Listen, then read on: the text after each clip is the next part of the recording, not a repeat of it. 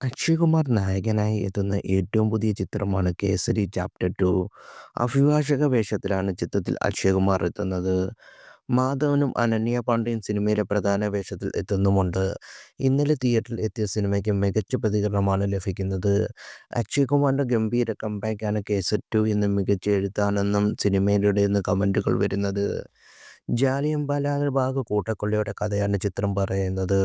149.99 ടിക്കറ്റുകളാണ് കേസരി കഴിഞ്ഞ 24 മണിക്കൂറിൽ വിറ്റഴിച്ചത്. ഇത് അക്ഷയ് കുമാറിന്റെ മുൻ ചിത്രമായ സ്കൈ ഫോഴ്സിനേക്കാൾ കൂടുതലാണ്.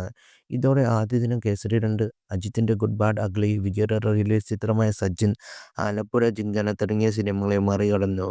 ചിത്രത്തിലെ മാധവന്റെയും അനന്യ പാണ്ഡെയുടെയും പെർഫോമൻസുകൾ കയ്യടി നേടുന്നുമുണ്ട്. ചിത്രം കണ്ടതിനു ശേഷം പ്രേക്ഷകർ എഴുന്നേറ്റ് നിന്ന് കൈയടിക്കുന്ന വീഡിയോ ആണ് ഇപ്പോൾ സോഷ്യൽ മീഡിയയിൽ വൈറലാവുന്നത്.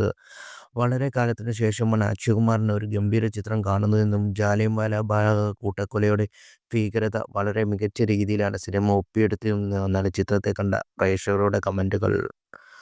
ധർമ്മ പ്രൊഡക്ഷൻസ് നിർമ്മിക്കുന്ന ചിത്രം സംവിധാനം ചെയ്തത് കരൺ സിംഗ് ത്യാഗിയാണ്. 1919 ബ്രിട്ടീഷുകാർ നടത്തിയ കൂട്ടക്കൊലയ്ക്ക് പിന്നാലെ സത്യം കണ്ടെത്താൻ കോൺഗ്രസ് നേതാവ് ബാരിസ്റ്റർ സി. ശങ്കരൻ നായർ നടത്തിയ പോരാട്ടത്തിന്റെ ചിത്രത്തിൽ ആവിഷ്കരിക്കുന്നത്.